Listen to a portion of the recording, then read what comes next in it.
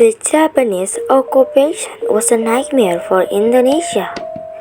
Grief and sorrow filled the heart of everyone who witnessed the inhuman treatment of their fellow human beings. Words cannot express how painful it was to be unsolved, demeaned, and forced to work endlessly. In the distance, a group of workers ran to avoid being changed by Japanese soldiers. They were changed to being considered slow in their work, such and scolding a cloud in the air, adding to the fear and the despair. Requests for help were ignored. They were even forced to return to work without mercy. Protests because the harvest was confiscated were ignored. Rejection of fatigue was met with anger.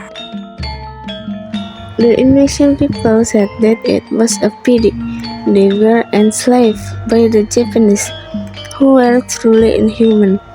They felt ashamed because the Japanese treated them so badly, and they never thought the occupiers would do something this cruel to them.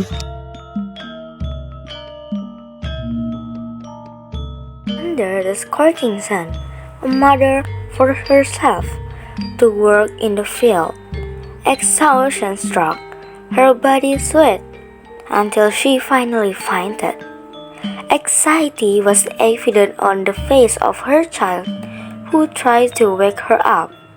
But the mother could only advise to keep working to avoid the wrath of the occupiers.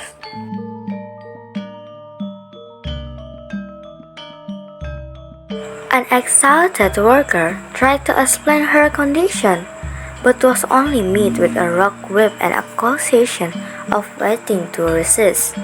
Fear made her only able to beg for mercy. Under the shade of a tree, a worker complained of unbearable fatigue.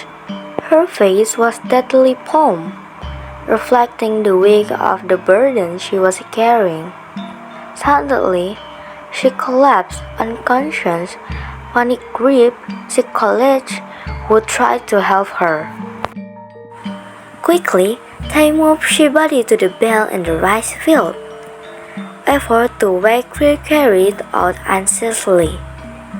However, the arrival of Japanese soldiers shattered everything.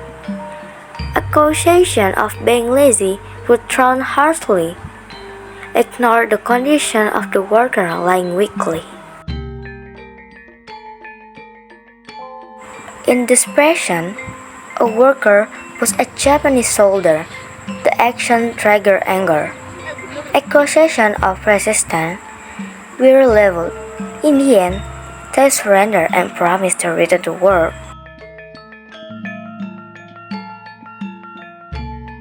A soldier approached the unconscious worker, scolding her and accusing her of faking illness.